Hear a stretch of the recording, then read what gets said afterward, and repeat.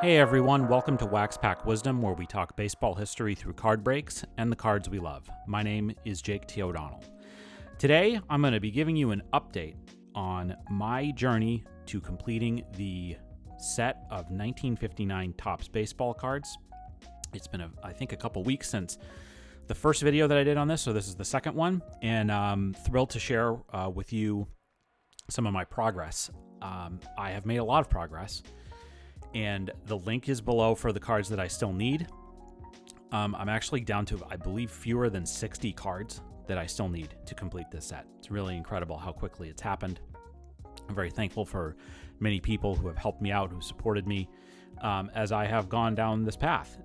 It's a really fascinating thing to try to do a complete set of cards, and I'm really glad that I've done it. I'm glad I've undertaken this.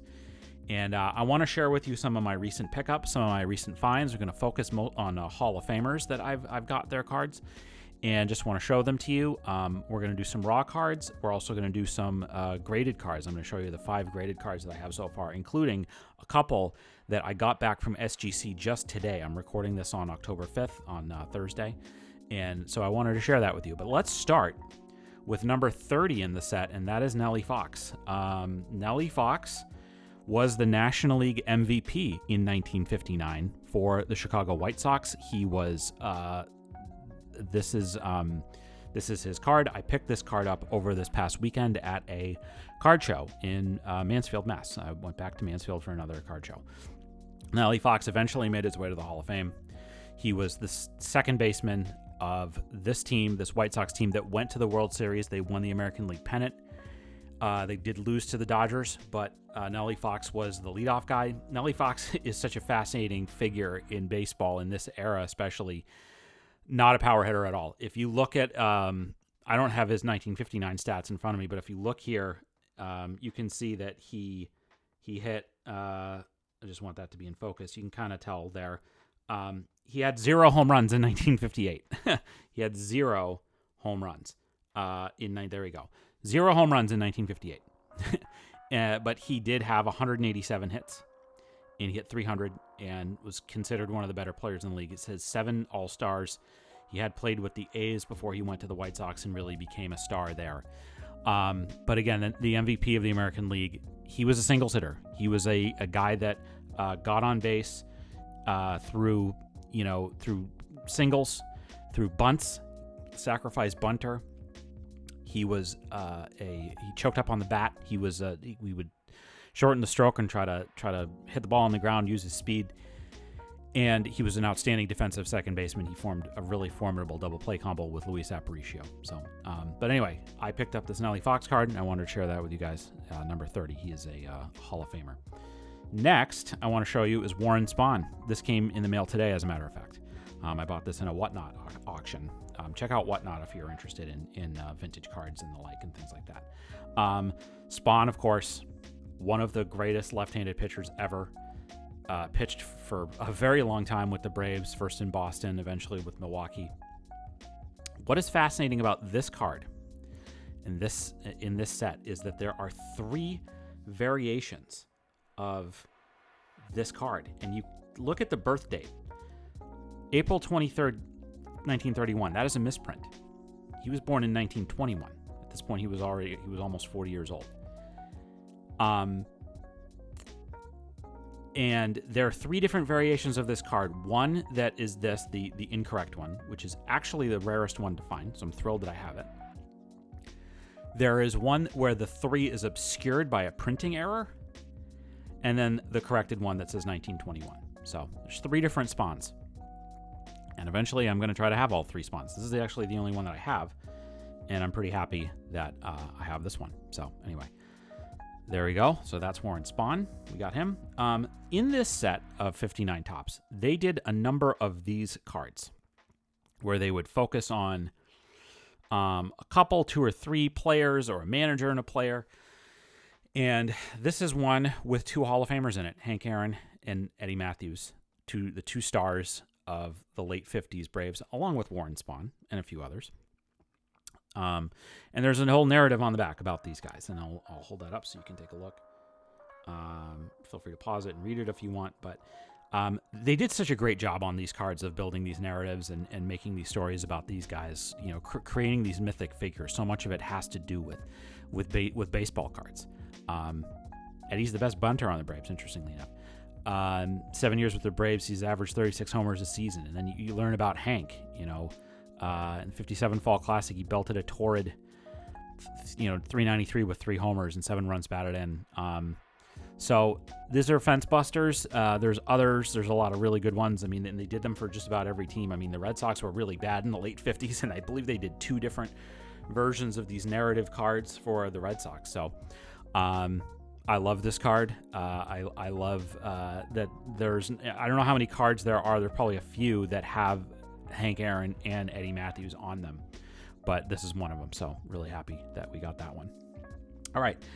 So I'm going to be talking about the award winners in this particular video. The Cy Young Award winner was Early Wynn. I talked about the White Sox and how they went to the World Series. Early Wynn was the best pitcher in baseball that year. So now here's a fascinating fact.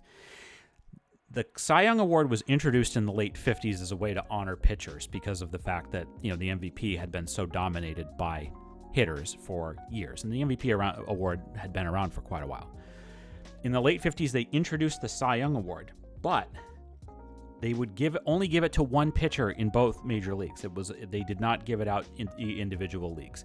I think that they were still at least another couple of years away from the award going to a pitcher in each league, as opposed to just one. Early Wynn won the Cy Young Award for both leagues. He was considered the best pitcher in baseball that year.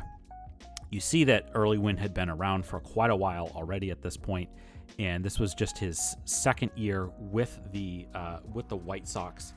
Again, leading them to the World Series. They did not win the World Series that year, but he had been with Cleveland when they went to the World Series in 1954. And, of course, you see the astronomical number of innings that Early Wynn threw. He'd started his career with the Senators, and he stuck around. He was around for a few more years after this. But Early Wynn, a Hall of Famer, who ended up, like I said, he was the MVP of the Cy Young Award winner that year. All right, let me show you a Frank Robinson. I picked this one up at a card show as well. A lot of people think this is one of the greatest cards of all time, and I'm inclined to agree. Great view of Frank in that pose, the fielding pose, the colors, the fact that we have the red legs, mascot there as well. This is such a beautiful card. I'm so thrilled that I own it. And yeah, this is him coming off of, he had an MVP season, I believe, or a Rookie of the Year season in 1956. 38 home runs, which I believe is still a record for rookies. And then, he's 2 years away here from winning the National League MVP in 1961. But I just wanted to share this, Frank. Really nice card. This one came today, and this one, of course, is a special one, as always, to get a Clemente. I feel like I owe Clemente a whole video by himself, and so I don't want to spend too much time on this, on him here. I do, like I said, I have a couple other Clementes. I have some replicas. We've broken them in packs. I also have a 72 card that I got this year, which I just had to get, but was very happy to have this card come in. It just actually came in today again on Thursday. But there's one thing that's wrong with this card, and you know what it is. It's the fact that his name is Bob in this card, which is very unfortunate. I wanted to share something that my friends at Roselle Avenue created. They create custom baseball cards. They made this, and I'm so glad that I have this. That's his name. Speak his name. His name was Roberto Clemente. It was not Bob. And so this is cool. This is cool. This is a cool little addition to the collection. Again, Roselle Avenue. Check those guys out. They make custom baseball cards. And I picked. They were offering this one out on Twitter, and I thought it was so cool. I had to have it, just because I felt like it was necessary in 1959 set build to have the card belonging to one of the greatest people ever in the history of baseball, to have their name be correctly printed on a card. So, all right. So now I'm going to share with you the 5 graded cards I currently have, and then we're going to finish on one last card. So I talked about the American League MVP. I talked about the Cy Young Award winner, the National League MVP in 1959 was Mr. Cub, Ernie Banks. And this is an SGC5. I picked this up. I bought this. Nice card, nice back. Like I said, SGC5. Can't really complain.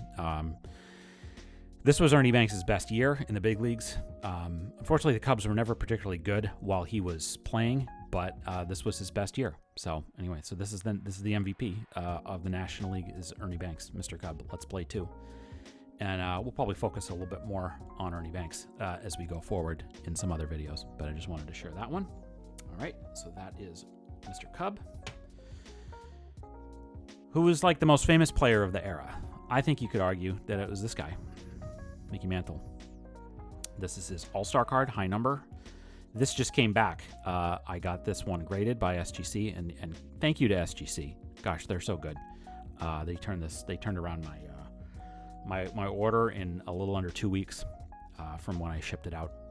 This came back as an SGC3. You can kind of tell the top left corner there's a little bit of a wrinkle. But I wanted to get this card graded. I wanted to have it protected in a slab. And if I didn't want to wait like 3 months if I wanted to try to get it back from PSA, I decided to send it to SGC, and I have no regrets. But here's Mantle. I also have the Mantle Baseball Thrills card. We're going to talk about the whole Baseball Thrills set at some point in the 59 top set. I am still on the lookout for number 10, Mickey Mantle, in the set. We'll see what comes of that. But I'm really glad to have his All-Star card. Again, high number card. Not super easy to come by necessarily, but especially to get it in a 3. Very happy about that. Last SGC card here, the Say Hey Kid. Willie Mays. This came back today. I bought this one from my buddy Fish, the card shop, on the X app. Love this card. Love that it came back as a 5. I think it's a great grade for this card. You know, as you can tell, centering is not exactly perfect, but it's a great card. Nice clean back. I'll show you the back too. Again, really nice. Really nice example here of an SGC5. Willie. What can you say about Willie? The Say Hey Kid. Probably my favorite player that I never got to see play. The number 1 guy that I would wish that I could see. I wish I could have seen play. Could do it all. Again, there's much to say about Willie, and I'm going to say some more about Willie right now because the 2 PSA cards I have are the next 2 graded ones I'm going to show you. This one is a PSA 3 that I bought this one of Willie, and this is his All-Star card, again, a high number. I'm just going to move this over a little bit more centered in the frame. There's Willie. I love these. I love the All-Star cards. The blue is the American League, the red's the National League. You see these cards were kind of sponsored by Bazooka. Say Hey Kid has the 2nd highest batting mark of all active NL hitters. He was already, he wasn't even 10 years into his career. He was already a legend. Could do it all. And really glad I have these. I have pretty much all the Willies in this series at this point. There's a Baseball Thrills of his. There's a NL Batting Leaders one with him and Richie Ashburn in it. I have them all. So now, the last graded card. There are 2 significant cards in this set, probably the two hardest to come by. One is the Mantle I already mentioned. And if you follow me on social media, you follow us on social media, you have already seen this card. But I'm going to share it on the YouTube channel for the first time. The other really hard card to come by is this. And I got it. Bob Gibson's rookie card. High number, 514. The legendary Bob Gibson. Came out of nowhere. Tremendous athlete. One of the most feared competitors ever in the history of the sport. This is his rookie card in an in a PSA 4. I shared on social media a Steve Carlton rookie card in a PSA 7 that I came across. I actually used that card as part of a trade to get this one. So that card, I no longer have it. That's the name of the game. They are trading cards after all. But I was able to get this very significant card for my set. And I couldn't be happier with it. I could not be happier with the example. There's a 4. Really nice back on that. Again, high number. The high number cards in this set, I believe, are from 507 to somewhere in the 560s, I think. The last card in the set is a Billy Pierce All-Star card. I think it's 572. So 514, high number. Harder to come by. All-Star. It's like that triple whammy of, it's hard to come by. It's a rookie card. It's a high number, and it's a Hall of Famer. So, but I got him. I got the Gibson, and I love this card. This is my favorite card that I've ever acquired on my own. It's a beauty. So anyway, that's Bob. And then, so we're already at 15 minutes, so I am going to wrap this up with one final card, the card that I thought was the most appropriate to finish this video on. And it's a card that came in, I believe, last week. There he is. Rest in peace to the human vacuum cleaner, Brooks Robinson, the greatest Oriole. Maybe it's debatable, the greatest Oriole. One of my favorite Orioles. Somebody I really wish I could have seen play. Somebody that, when he passed away a little over a week ago, I believe 2 weeks ago, nobody could say a bad word about him as a man, as a person, as an example, as an ambassador for the sport of baseball. It gets no better than Brooks Robinson. We're lucky to have had him. We're lucky to have, and people that got to see him play, we're lucky to have gotten to be in his presence. The best defensive third baseman to ever pick up a glove, and a great all-around player too. The American League MVP in 1964. Star of the World Series 1970, world champion in 1966 and 1970. Spent his whole career with the Orioles, retired in the late 70s, and then became an ambassador for the Orioles, an ambassador for the sport, a true gentleman. And I'm honored to wrap up this video with Brooks Robinson card, which I am so glad that I own. So that is going to do it for this update of the 1959 Topps set build. There'll be more soon. I promise you that. Find below the link to the cards that I still need. If you know anybody that has them, I'm interested in buying, and would love to chat with any sellers out there. So that is going to do it for this edition of Wax Pack Wisdom. Tell us what you thought of these cards. Who's your favorite player that you saw in this group of cards today? Please let me know. I'd love to hear from you.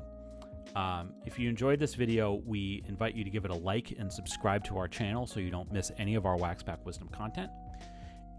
In the description, you can find links to where you can follow Wax Pack Wisdom on all social media channels. You also find a link to a list of our favorite nonprofits and charities. If you enjoyed this video, please consider a donation to one of those organizations. It would mean a lot to us. Thanks very much for watching, and we'll see you next time on Wax Pack Wisdom. Take care.